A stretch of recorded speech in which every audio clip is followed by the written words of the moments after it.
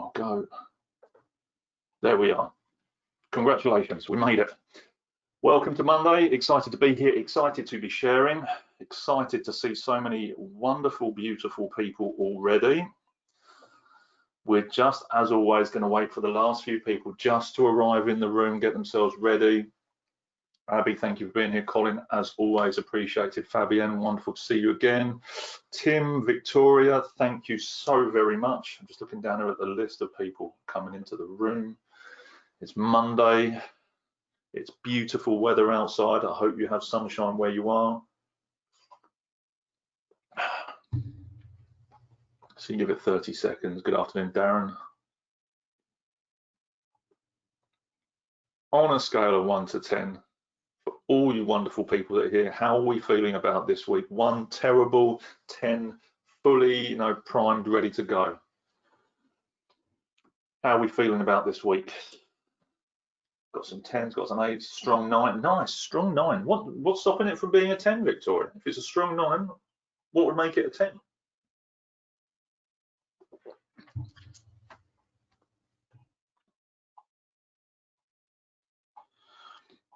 Good to see you, Rihanna. Thank you for joining.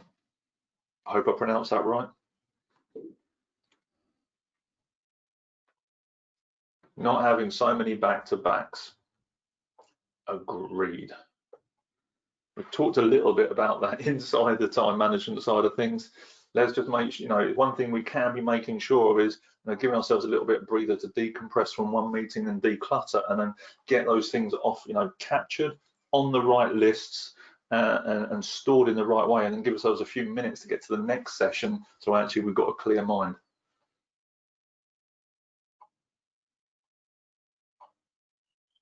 Next week is better. Nice, good. Let's dive in. To make sure I've got all the right pens in the right places. Welcome to today's Sticky Learning Lunch with me, Nathan Simmonds, Senior Leadership Coach and Trainer for MBM, Making Business Matter, the home of sticky learning and the provider of leadership development and soft skills to the grocery and manufacturing industry. Idea of these lunches is to give you 20 to 30 minutes of micro learning is going to help you be the best version of you in the work that you do from wherever you are right now, whether that's at home or whether that is that you've returned to the office or that you're in the middle of those two spaces. Just some core content that's going to help you raise your awareness, raise your thinking, and raise your impact. So first things first, let's get you set up for success. As always, mobile phones, let's make sure they are on flight mode. Little aeroplane is lit. Zero out the distraction, 100% attention. Also, as always, fresh page, fresh thinking. Let's make sure you've got a nice clean sheet there so that you can document your thinking. Top of that page, you're going to write keepers, and these are the things that you want to remember, that you want to be reminded of, so you can reignite that new thinking when you go back and reread it. Drinks, I've got my herbal tea here. Make sure you're hydrated and you're keeping the brain lubricated. Before we even dive into this, I'm going to make sure that I do this now with you right now. If you have not signed up for tomorrow's session, the link for tomorrow's Sticky Learning Lunch is going to be in the chat box now. If you haven't registered, now is the time to go and make sure you are registered for tomorrow, to make sure you're in the room live for hurdle number 7 as we bring time management to a close tomorrow. So that link's going to be available in the box for you. I just want to make sure you've got that link, you're primed, ready for tomorrow, so you're going to be receiving that information.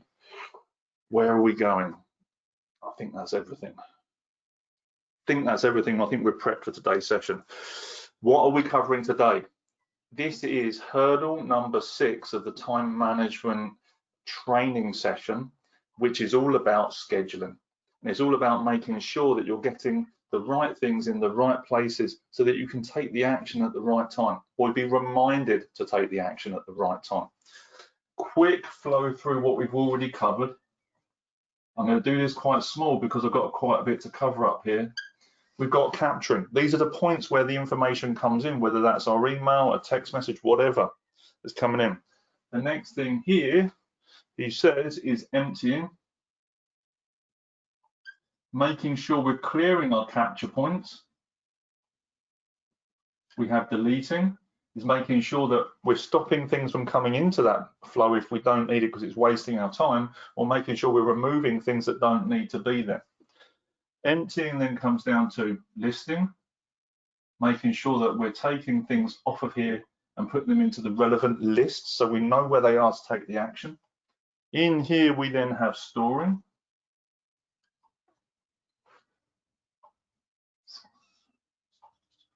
And then we also have over here what we're going to be covering today is our scheduling. And then we also have our action.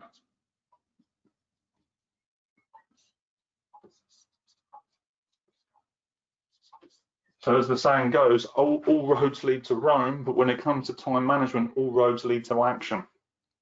Okay. So these are the flow of the 7 hurdles we often experience and where they come in. And we've already covered a lot of these, and we're now getting into the scheduling side of things. The key part, and this is a lesson, a vital lesson that I've learned repeatedly in previous jobs and previous experience, is the first thing that we need to be looking at is making sure that we've got a centralized point. How many people here are managing more than one diary? Yes or no if you're managing more than one diary?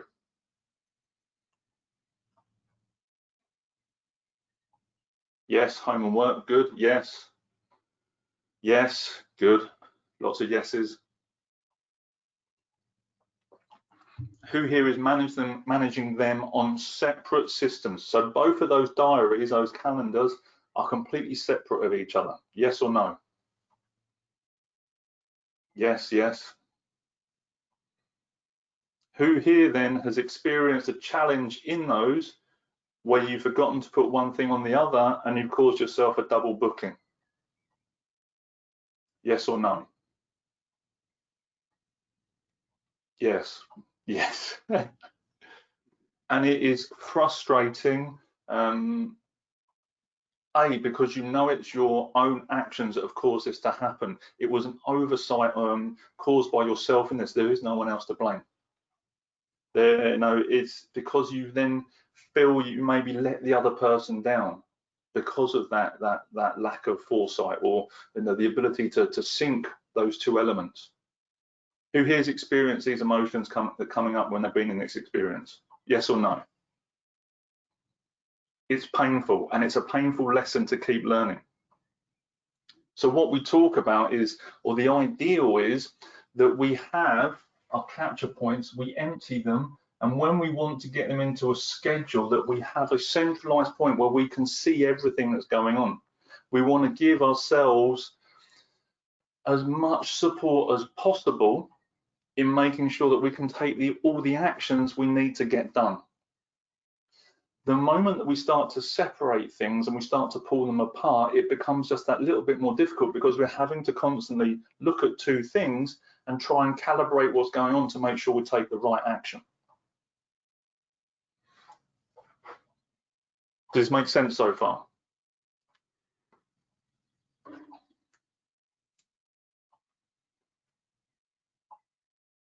And I'm just gonna just check on my slides in a minute, because I'm going to share my screen in a second. I'll give you a prime example. Previous job that I was working in, and I've been working in multiple, there's multiple elements of the work that I do. I was working full-time pretty much over here. I'm also working as a trainer. This was some time ago with MBM. I'm also running my own business over here. But I'm trying to manage 2 different diaries, because I've got the work diary over here for the day job, and then I've also got my extra responsibilities over here as I've started to transition. And I'm trying to keep certain things separate, because this is my diary, this is my work, this is what, and this is the day job. And then what would happen is I would have something coming over here, but because it wasn't in front of me on my where I was on my 9 to 5, reminding me at lunchtime that I would be doing this, I would then fall down over here, and a prospective client, I'll be then late for that conversation, or the conversation wouldn't happen. And then I'd be frustrated at myself because I actually haven't, delivered on the promise that I said. to them. You know, I haven't set an expectation clearly with them. Or I've got something over here, you know, in my personal diary that's outside of, you know, the 9 to 5. It might be a webinar or some training that I'm doing, but then that clashes with something that's going on over here on the home diary, you know, with what's going on with my daughter. So maybe I was meant to be taking my daughter to dance class, but actually there's a live training that I need to be in. Okay, there's a problem here. So we start to see by having these 3 structures in place, or these 3 points that I had, where we start to get conflict in those elements. And then we start having to juggle and then start to cancel out. And then what happens is, doing this at the moment, yeah, absolutely. Study, personal, absolutely. So need to get this sorted. The one thing that has made it work for me is getting it into one place. And categorically. If you are on your day job, I mean, people don't need to know what your bookings are. Now, if you're using a color coding system and say, you know, you want to take you're taking your daughter or your children to a dance class or sports or whatever it is, you know, have a color for that. Get it into your central, your one calendar, so you can see it. So you know what that color is. People don't need to know what it is. If you are moving from a 9 to 5 and you're going into consultancy or contract work or whatever it is, and you've got some additional work, and actually there's that transition, they don't need to know what that is. As long as you've got that color in your diary that at lunchtime you're going to be doing this, and on Thursday evening at 7 o'clock you're going to be doing this. As long as that's color coded to what you've got in your main diary, there might be a reference, check personal diary. So you're starting to centralize all that information rather than keeping them completely separate. So it's got to, you know, even if it's study, work, whatever, you've got to bring them together so you can see it all in one place. Because your brain is like multitasking. You can scientifically proven that multitasking doesn't work. What you're doing is you're flicking between different elements. So the first action to do here is to make this happen, to centralize your diary so you've got one point of reference. This is going to take out so much pain from your diary and from your scheduling problems. Number 2 is blocking out time.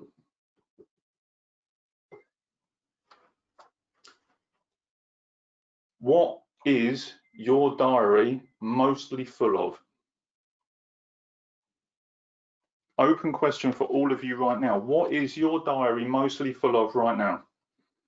Meetings, meetings, meetings. That's just from one person. Meetings, meetings, empty. Oh, nice. Got tasks, meetings and webinars. Good. So I've written a sort of list of things we're going to work on here. The key part, it should not be empty. Okay, I'm hoping that's an IT glitch because you just said your diary is empty and you're saying it should not be empty. You may want to phone IT when you finish this meeting. What I'm referring to here is putting everything into your diary, okay? Get really clear on this. If you need to be studying, if you need to have a meeting with someone, if you need to make a phone call, now, if you need to put a reference point here to empty your capturing points, you need to put these things in your diary. Because if they're not in there and you have space in your diary, what happens to your diary? If you've got a gap in your diary, what happens to that gap?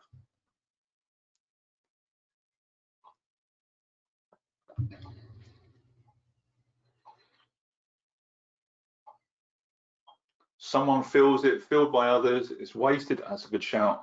The task expands to fill the space. Absolutely. Someone fills it. More often than not, 99% of the time, it will be someone else putting that on there. As the saying goes, if you don't start, if you don't have an agenda at the start of your day, the first person you meet will give you one. So it's categoric that when you're blocking out time, you factor in time for all the things that you need to be doing as well.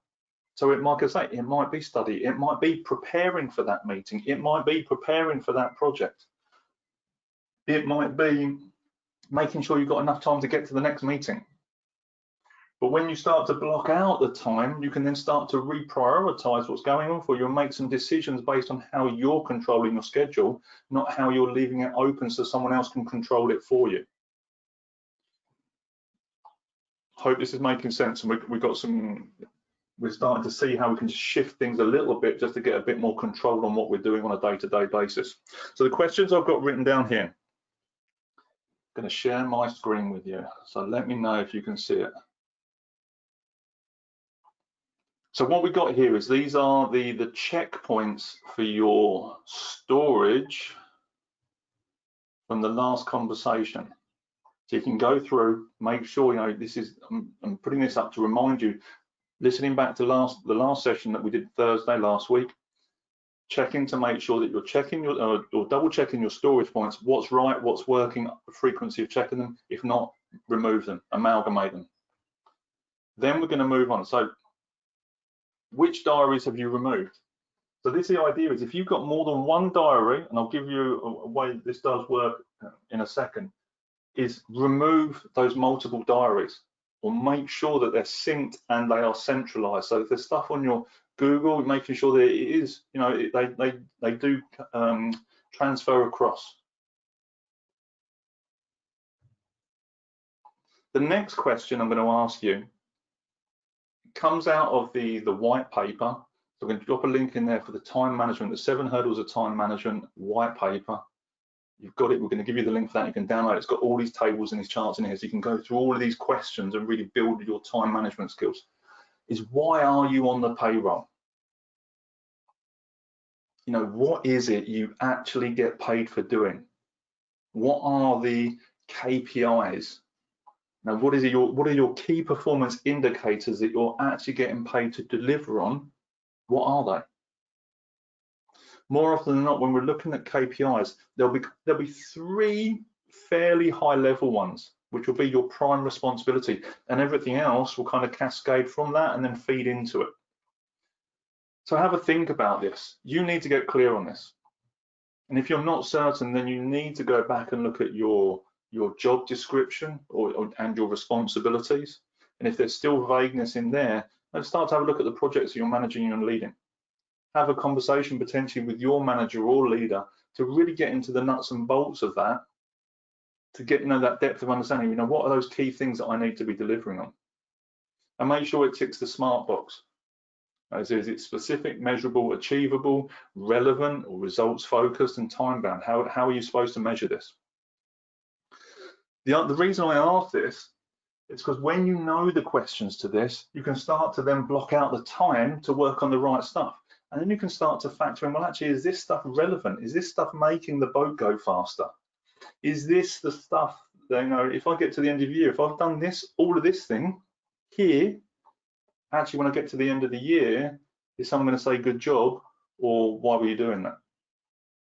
So go back and start to split those things down.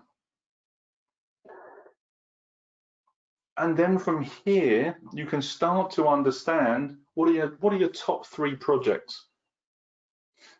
And I'm going to give you a model in a minute, which some of you may know, about looking at what's urgent and what's important.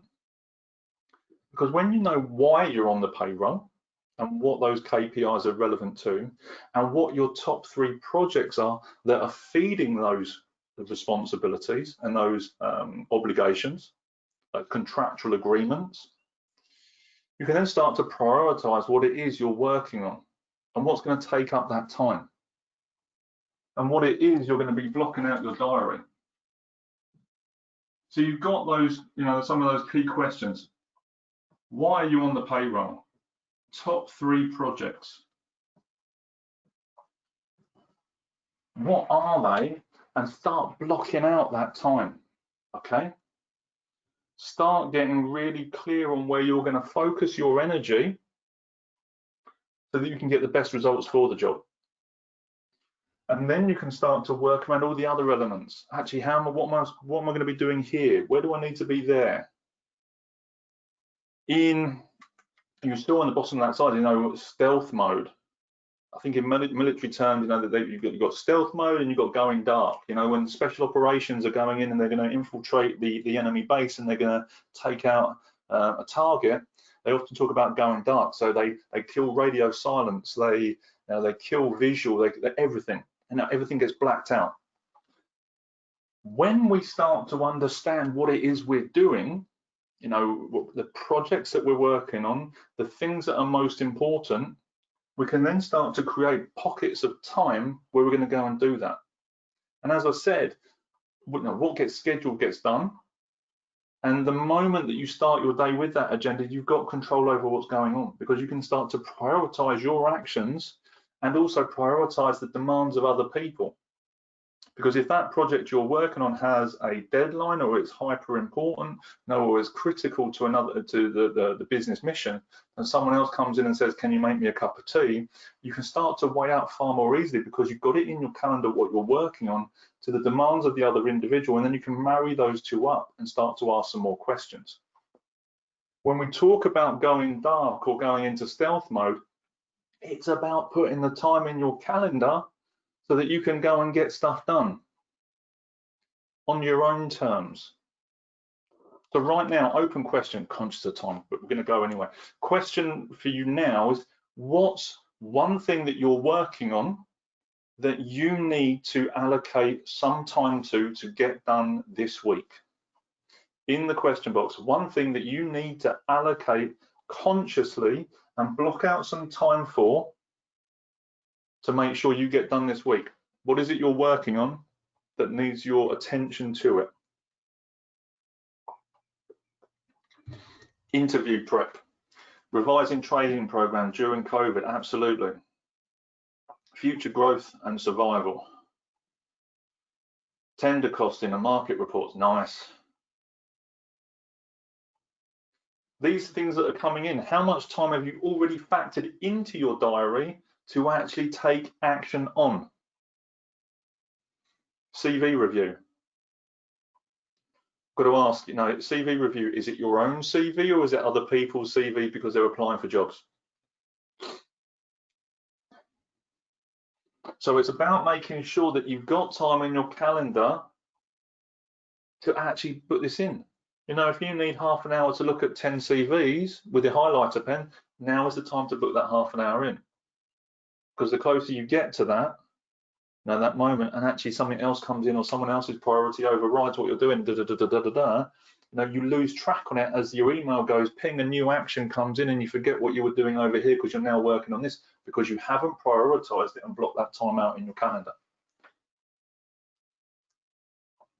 So these projects that you're now working on, how much time do you need to allocate to them to get them done? And when do you need to allocate that time? So these are two questions for you to answer right now. How much time do you need? And when do you need to make it happen?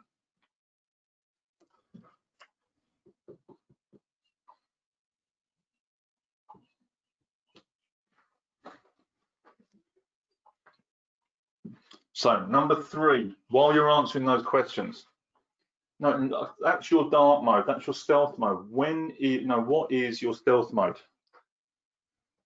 So I've been called, you know, the urgent important matrix, the Eisenhower matrix. So we're going to go with Eisenhower. Make sure I spell it right, because that would be the travesty.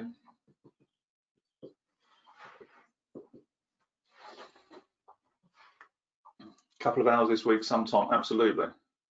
So sometimes somebody is no time nobody. Okay, the moment that we say some to something, it becomes nothing. So what we need to be doing is, when we're looking at SMART goals, when we're taking action, is be super specific about it. And we say, you know, I need 1 hour 47 minutes, because then you've thought about how long this is going to take. You know, one CV, as an example, when I'm doing recruitment, one CV might take me 7.5 minutes to review. Okay, great, I've got 10 of those. Okay, X, Y, and Z. When am I going to do it? Wednesday afternoon, 2 o'clock. Bam, move. Because the moment you say, oh, I need somebody to do this, you know, it's like walking into a team meeting, or you're going to delegate a task, and you say, right, I need somebody to do this, and everyone looks down, busily typing because they don't want any extra work. But the moment you say, Nathan, I need some help, absolutely, I'd love to help. What can I do for you? I've got this situation, and I can make a decision whether I'm the best person, or maybe we can help delegate it to somebody else. So let's get clear on that. Who here understands I hope that's helpful. Who here knows the Eisenhower matrix or the urgent important matrix, yes or no? Yes, yes, yes, yes. Good, lots of yeses. Yes. How many people are actually using it in their decision making when someone comes and gives them something else to do? Oh, we've got some more people saying yes. Oh, tell I've got one person saying yes. Mostly yes, no.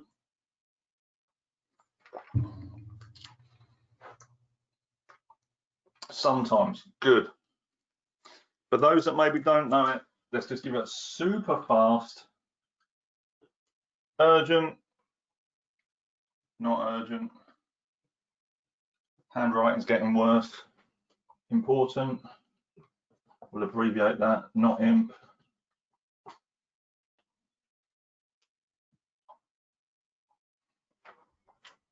So whenever we get the task coming in or whether something's happening, when we've got our time blocked out based on what it is we need to do, understanding the priority we've got and the urgency of that thing against something that's mission critical, business critical, person critical, whatever it is, when the other thing comes in, we've already reconciled our single diary and we can start to balance out because we can see it in the central place. I haven't got to think about multiple locations. I've made it easier for me to understand this.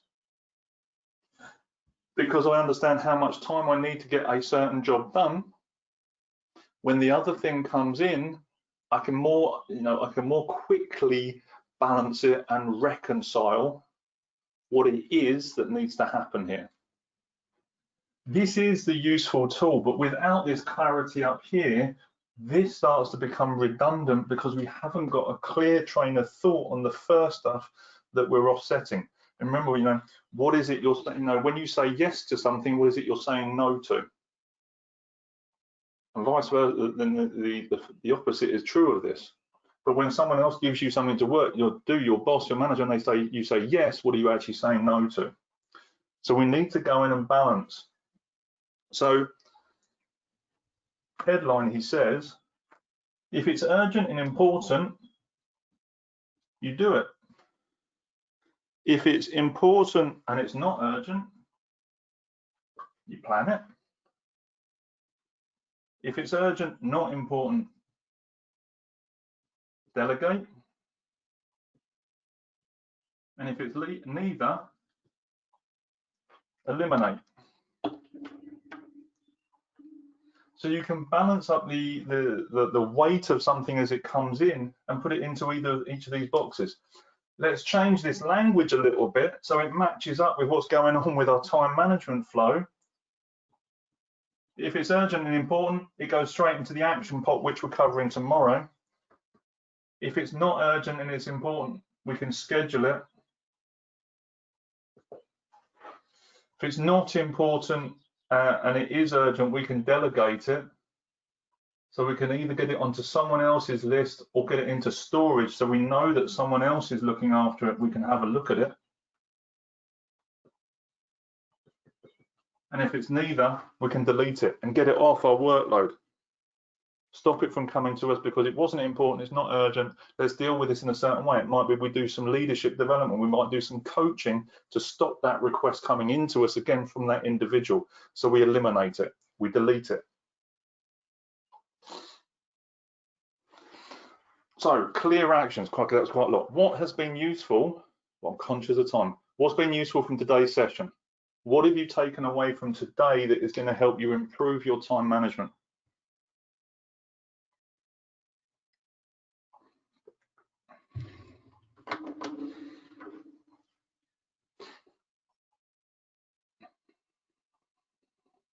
What am I actually on the payroll for? Yes. Applying the 7 time management rules to the Eisenhower model. Nice, Abby. A big prod to think about the future and to task it. Absolutely. I was listening to something this morning, Frank Kern, huge internet marketing guy. He did a test on himself. The variation between hustle and methodical planning, and he worked really, really hard. Hustle, hustle, hustle, the machine gun approach in comparison to strategic planning and taking, sniper and analogy type shots. And actually, the sniper thought about planned shots seem to pay off for him much better in a business sense. Blocking time, good. Look at my top 3 priorities and block out time for those first. Absolutely, get them in the calendar. Prep before using the matrix, clarifying mission critical, great. Coaching or feedback to stop unimportant requests coming in. Coaching and feedback is the most powerful weapon of any leader to make sure that their teams are going above and beyond them, that their teams will supersede them, that the people in their gift will go on to do greater things than we ever did. That's the sole responsibility of a leader, is to create more leaders. We want self-sufficient individuals doing great work in their own spaces. That's why we're here. Victoria, thank you for being here. Appreciate it. So useful. I'm conscious of time. Now I've thrown a lot of content at you. Hope this is useful. What questions have you got for me right now? If you haven't got any, please say no. That's absolutely fine. You can say no, no questions. Lets me know. While those responses are coming in, we're going to share the link for the time management coaching cards as well. Now, we've got some phenomenal coaching cards there around the Grow coaching model. We're going to be looking at leadership in a couple of weeks' time. We have the time management coaching cards in the chat box coming up in just a second. You can get your copy of them there, and you can get all the coaching cards that we do there as well, whether it's mental health conversations, leadership development, category management, which we're going to be covering and start covering this week as well. They are all there. Huge value in those packs. They're £5. Phenomenal questions in there, which are going to help you to get phenomenal results. Hope this has been useful for you. I hope this has been useful. Tomorrow, it's all about taking action, and I'm looking forward to seeing you there tomorrow. Now, I know some of you have been incredibly engaged and you're picking up some, some core content from these sessions. We would love to work with you. If